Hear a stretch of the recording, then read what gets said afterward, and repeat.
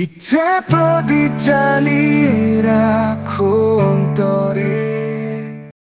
আত্মজ্ঞানী মানুষ, সকল ধর্মান্ধ মানুষ কেবল আত্মজ্ঞানী নয়, কখনো কখনো বুদ্ধিমান মানুষও প্রকট আত্মজ্ঞানী হয়ে ওঠে। বুদ্ধিমান মানুষের বুদ্ধি যেন একটা চুল্লি বা চিমনির ধোঁয়া, যা সবকিছুকে কেবল পোড়াতে চায়, ধোঁয়াটে করতে চায় সবকিছুকে। তার জ্ঞান চিমনির ধোঁয়ার মতো ঊর্ধ্বমুখী, মোটেই নিম্নগামী নয়। অথবা তার বুদ্ধি যেন একটা ধারালো ছুরি, কেবল সব কিছুকে ব্যবচ্ছেদ করতে জানে, কাটা ছেঁড়া করতে জানে নির্মম ভাবে। বস্তুর সৌন্দর্য, তা বাহ্যিক বা অভ্যন্তরীণ কিছুই তার দৃষ্টিগোচর হয় না।